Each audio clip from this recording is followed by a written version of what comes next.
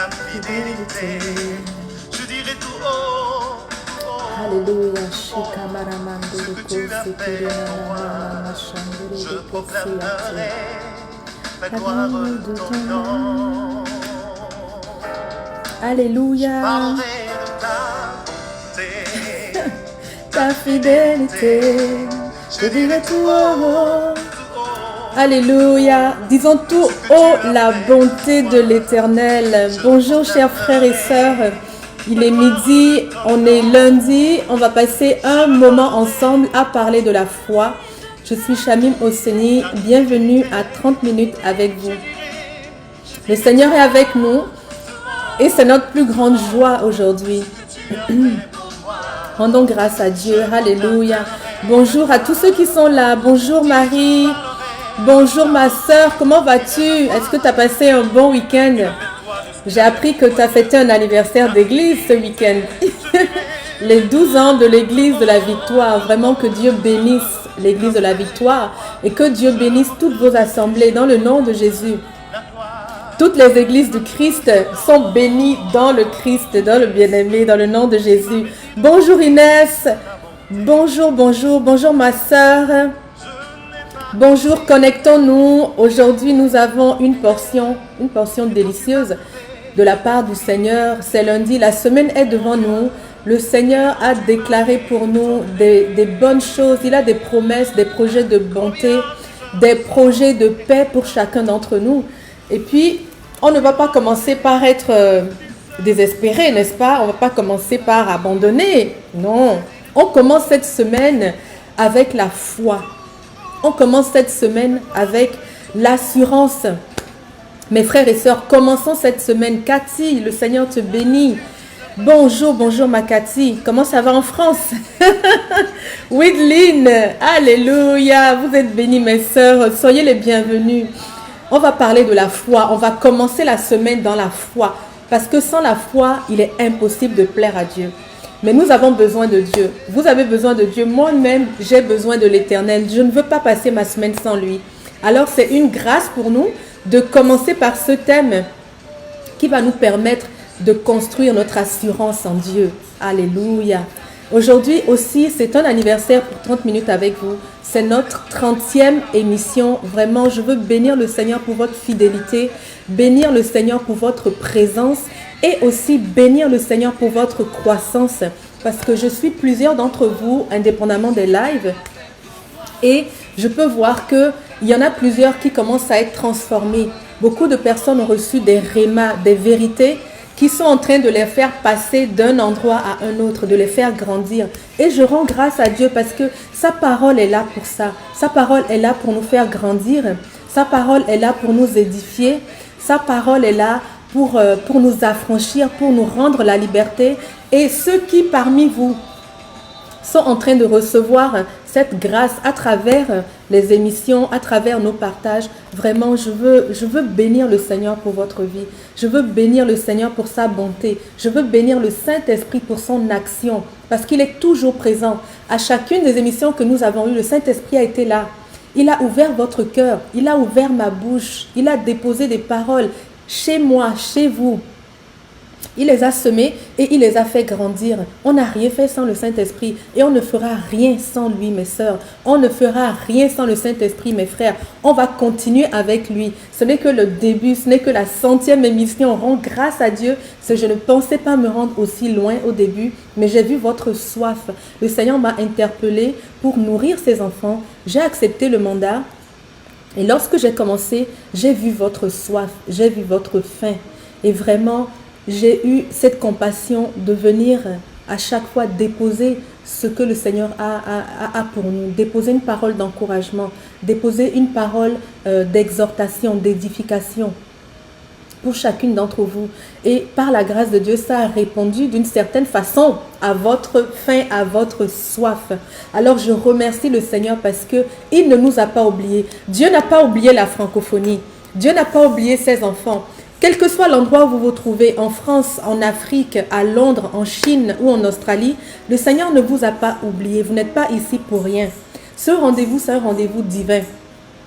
Alors que vous avez ouvert votre cœur, votre maison, votre à ordinateur, votre téléphone et que vous cherchez une parole de Dieu, il va vous rencontrer. Celui qui cherche trouve. Si c'est Dieu que vous cherchez, vous allez trouver Dieu. Si c'est Dieu que nous cherchons, nous allons trouver Dieu. Alléluia. Gloire à Dieu. Gloire au Père. Notre Père si fidèle et si bon. Lent à la colère, riche en bonté. Compatissant, miséricordieux. Alléluia. Notre Père qui a le désir chaque jour de nous entourer. Il se préoccupe de notre bien-être, de notre bonheur à tous les niveaux, spirituels, physiques, affectifs. Notre Dieu est préoccupé par notre croissance. Il est préoccupé par notre épanouissement. Et c'est pour ça qu'il nous a laissé la parole, afin que celle-ci puisse venir nourrir notre esprit comme un pain nourrit le corps, qu'elle puisse venir nous enrichir de connaissances, de sagesse. Alléluia. Que le nom du Seigneur soit glorifié dans ma maison et que le nom du Seigneur soit glorifié dans votre maison, mes sœurs. Prions le Seigneur, connectons-nous au Saint-Esprit qui va aujourd'hui nous déposer des paroles par rapport à la foi qui déplace les montagnes. Notre foi est vraiment extraordinaire. Ce qu'elle peut accomplir est de l'ordre du divin. Mais malheureusement, des fois, on ne s'en rend pas assez compte.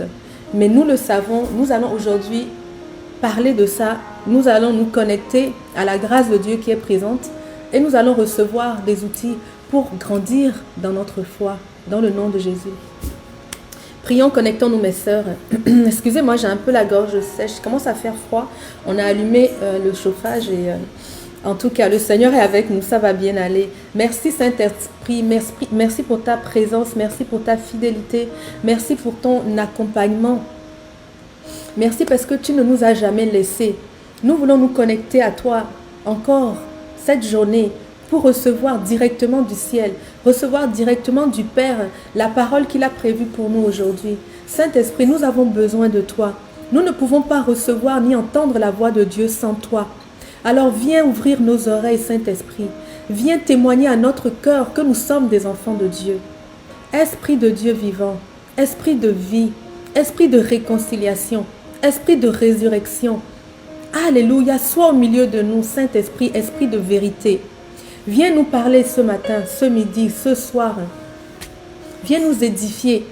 Que chacune des personnes présentes, que ce soit maintenant ou après, puisse recevoir la main de Dieu sur son cœur, le pain de Dieu pour sa vie, la parole qu'il a franchie aujourd'hui dans le nom de Jésus.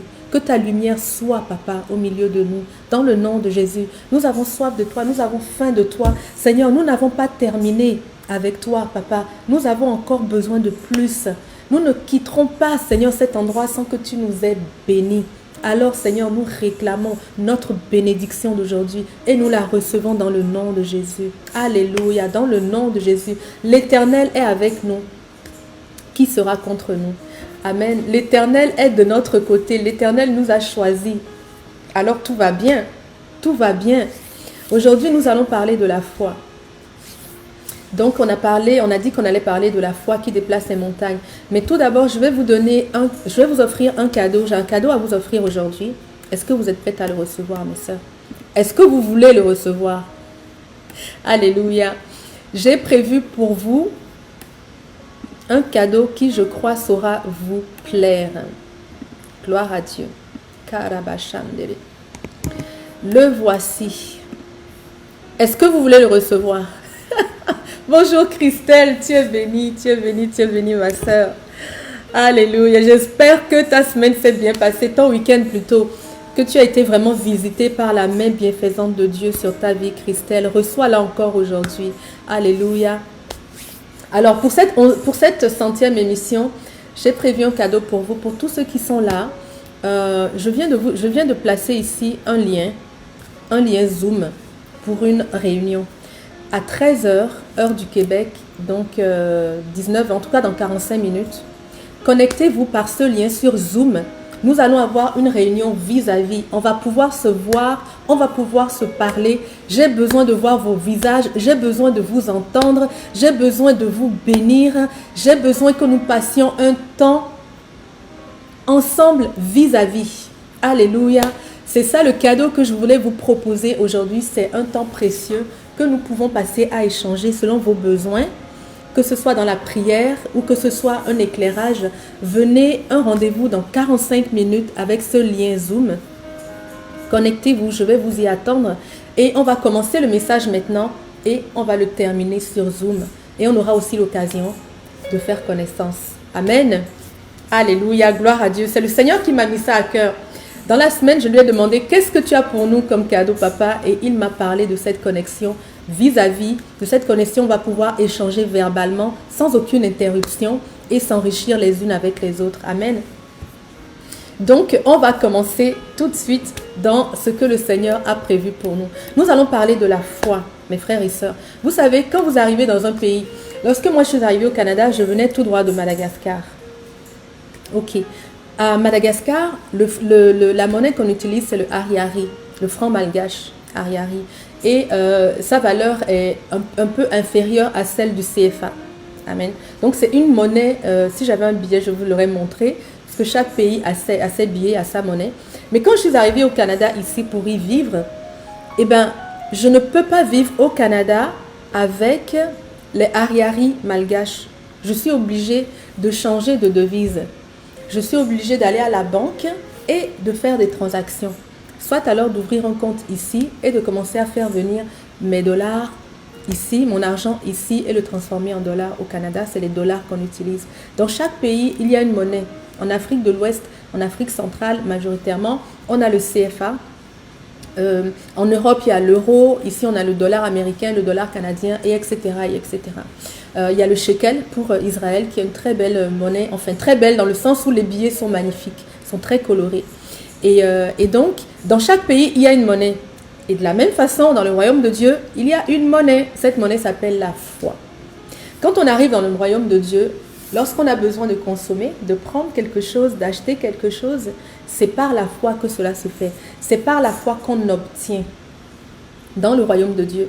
Donc, la monnaie du royaume de Dieu, c'est la foi. Et sans elle, on ne peut pas faire grand-chose, on ne peut pas recevoir grand-chose. Le verset de cette semaine, c'est dans Marc 11 au verset 24 où le Seigneur nous dit « Tout ce que vous demanderez en priant, croyez que vous l'avez reçu. » Croyez la foi. Croyez que vous l'avez reçu et vous le verrez s'accomplir. Tout ce que vous demanderez dans la prière, croyez que vous l'avez reçu et cela se manifestera, s'accomplira. Il y a des étapes. Et le fait de croire, le croyer là, c'est la foi, c'est la monnaie.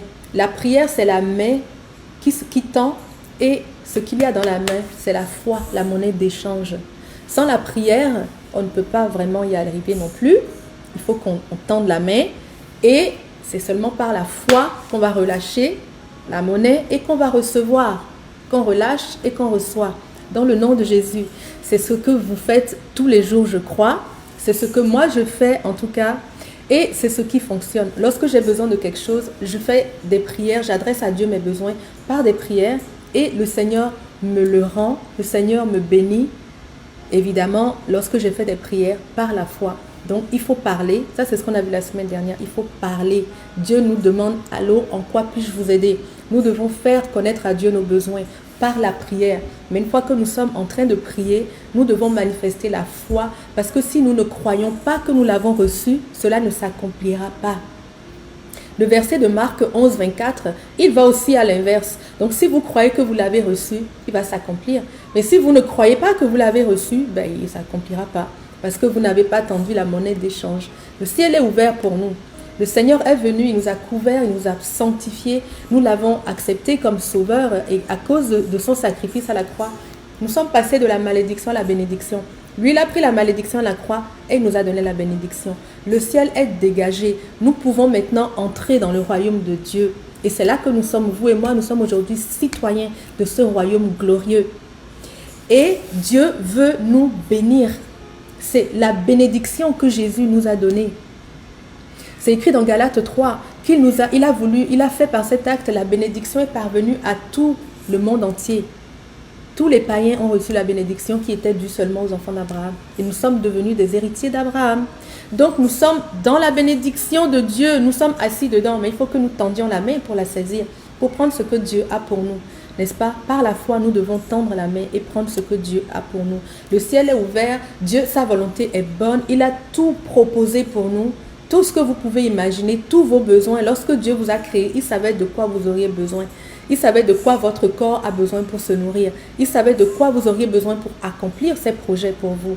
Alors, tout est là. La seule chose qui nous reste, nous, c'est par la prière et par la foi d'aller saisir toutes les richesses que Dieu a prévues d'avance pour nous. Sa bénédiction est bonne.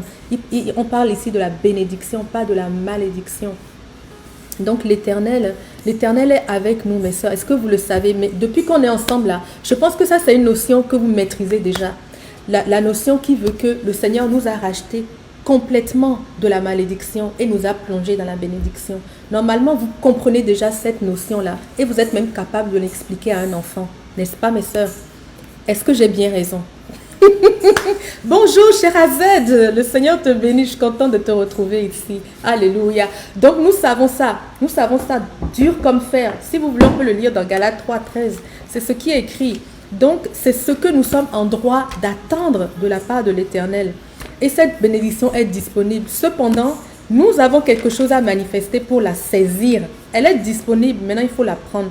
N'est-ce pas, si j'ai une assiette pleine de nourriture, il va bien falloir que je l'amène à ma bouche pour que mon corps se nourrisse. C'est de la même façon. Dieu a prévu. Et dans notre... excusez-moi. Cette Bible, les pages sont très fines, mais je l'aime tellement. Elle est super fine. Regardez-moi ça. Elle est très fine, elle est très souple. Ah, mon Dieu, un bijou. Mais les pages sont encore très souples, donc il faut que j'y aille tout doucement. Alors donc voilà, Dieu nous a donné une assiette pleine.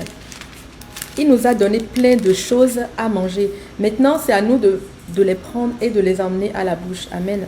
Galates 3:13. Christ nous a rachetés de la malédiction de la loi, étant devenu malédiction pour nous. Il a pris la malédiction. Car il est écrit, maudit est quiconque est pendu au bois. En Israël, à l'époque, lorsque quelqu'un était crucifié, enfin, les gens croyaient, la croyance à l'époque, c'est qu'il n'avait aucune possibilité de rédemption. Donc, quand on te crucifie, c'est que vraiment, là, ce que tu as fait là, c'est impardonnable. Il y en a à qui on pouvait offrir la pendaison, la décapitation ou le suicide. Mais pour ceux qui avaient fait des péchés inimaginables, on les crucifiait parce qu'on se disait que pour eux, il n'y avait aucune possibilité de rédemption. C'est une malédiction définitive. C'est pour ça que c'est écrit ici, maudit est quiconque est pendu au bois. C'était la réalité de cette époque. Donc Jésus a pris la malédiction entièrement, la plus pire que vous pouvez imaginer. Il a tout pris. Il a tout pris. Il a pris le prix de nos péchés. Et afin que la bénédiction d'Abraham eût pour nous son accomplissement. Amen. Et que nous reçussions par la foi l'esprit qui avait été promis. Donc, le ciel est ouvert, tout est disponible. Tout ce qui nous reste à faire maintenant, c'est de saisir et de vivre tout ce que Dieu a prévu pour nous. On va regarder dans la Bible nous parle de la foi à plusieurs endroits. La foi, c'est pas un mot qui vient du dictionnaire, ça vient de là-haut. C'est Dieu qui l'a créé, qui l'a inventé. Amen. Moi, je crois que la foi appartient au vocabulaire du royaume. Amen. Et je le défends. La foi n'appartient pas à tout ce qui est religieux, entre guillemets. Non, elle appartient à l'Éternel, notre Père. Vous savez, dans la Bible, il y a à peu près 250 fois le mot foi. C'est beaucoup, hein? Le Seigneur savait que c'était important. Il en parle partout, dans l'ancienne alliance comme dans la nouvelle alliance. C'est parlé partout de la foi. Et la foi, en fait, ce que l'apôtre Paul nous dit, c'est que la foi, c'est une façon de posséder ce qu'on espère et une façon d'être sûr des réalités qu'on ne voit pas. La foi, c'est une façon de posséder, prendre. Vous voyez ce que je disais tout à l'heure, c'est une façon de prendre, de saisir. Tu remets l'argent et puis on te remet ce dont tu as besoin. Donc c'est une monnaie en fait d'échange, une façon de posséder ce qu'on espère et d'être sûr des réalités qu'on ne voit pas. Amen. C'est pas parce que tu ne vois pas Dieu qu'il n'est pas là. Lorsque tu t'assois et que tu pries, moi je l'ai fait ce matin par exemple, j'ai mis un siège et j'ai dit, papa, il faut que tu t'asseyes, on doit parler. Et je me suis imaginé qu'il était en face. Et effectivement, Dieu était en face parce qu'il m'a donné des réponses extrêmement précises. Donc, on croit. L'invisible, ce n'est pas parce qu'on ne le voit pas qu'il n'est pas là, n'est-ce pas? Donc, la foi, c'est de croire que ce que tu ne vois pas existe. Amen. Et donc, c'est quelque chose de biblique. C'est une notion biblique. C'est une notion qui appartient au royaume. La foi, c'est croire en quelque chose ou en quelqu'un. J'ai trouvé une définition intéressante tout à l'heure sur Internet. Ça disait que la foi, c'est penser à quelque chose ou à une personne et penser qu'elle est réelle, vraisemblable et possible. Réel, vraisemblable et possible. Lorsque tu penses à un bien, lorsque tu penses à une promesse, à un projet, lorsque tu penses à Dieu, au Christ, au Saint-Esprit, c'est que tu crois qu'ils sont réels, vraisemblables et possibles. C'est-à-dire qu'ils sont vraiment là. Amen. C'est vrai, ça, c'est ça la foi. La foi, c'est croire. Et la première fois que Dieu a parlé de la foi, on va le voir, c'est dans le livre de Deutéronome. Moi, j'aurais pensé que ce serait depuis la Genèse, parce que je sais que c'est une notion qui accompagne la vie chrétienne. C'est par la foi que nous avons reçu le message de l'Évangile. C'est par la foi que nous l'avons choisi.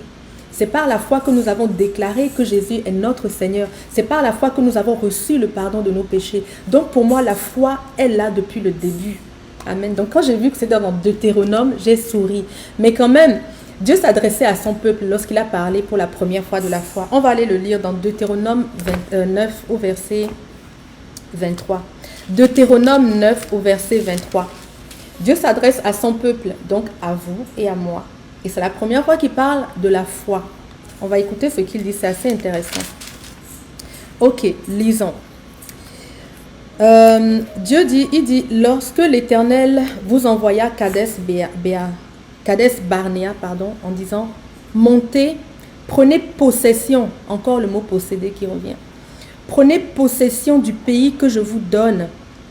Il dit, Dieu vous a dit, montez, prenez possession du pays que je vous donne.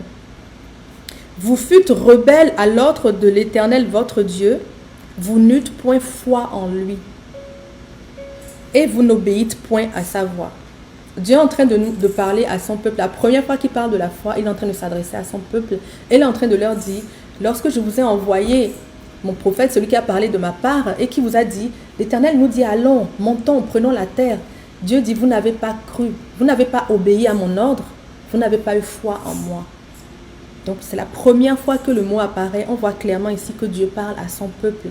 Et lorsqu'il parle de possession. C'est intéressant, hein? Lorsqu'il parle de la foi, il parle en même temps de la possession et de l'obéissance. Il dit, vous ne fîtes pas, vous n'eûtes pas foi en lui et vous n'obéîtes point à sa voix. Vous n'avez pas obéi, vous n'avez pas eu foi. Donc ici, il y a deux choses qui sont rattachées à la fois, la possession et l'obéissance. Ah, ça commence à devenir intéressant.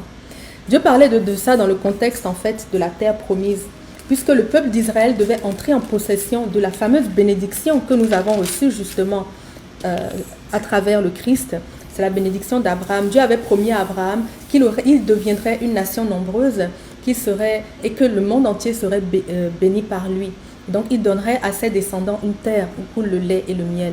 Donc, Dieu, les ayant sortis d'Égypte, les a fait transiter par le désert où ils sont restés à peu près 40 ans. Et maintenant, ils sont arrivés aux portes de la terre promise qui représente le pays de Canaan, Israël aujourd'hui. Eh bien, Dieu voulait les faire rentrer. Lorsqu'ils étaient maintenant au bord de la terre promise, donc prêts à rentrer en possession de leur héritage, ils étaient arrivés là, ils avaient été libérés de l'esclavage. Ils avaient cru en Dieu, parce que pendant ces 40 ans-là, c'est leur foi qui a été construite. Ils ne connaissaient pas Dieu avant. En Égypte, le peuple de Dieu ne connaissait que les dieux égyptiens. Ils avaient une vague notion de qui était l'Éternel, mais ils ne l'avaient pas connu réellement. Alors, c'est dans ce désert que l'Éternel s'est manifesté avec eux. À l'entrée déjà, il a ouvert la mer en deux. Il leur a montré le Dieu de puissance qu'il est. Et au fur et à mesure, il lui a montré le Dieu de sanctification qu'il est. Dieu leur a donné les tablettes. Dieu leur a dit comment exécuter. Dieu leur a montré que c'était important pour rester en dessous de son salut. Il fallait qu'ils restent couverts dans l'obéissance, etc.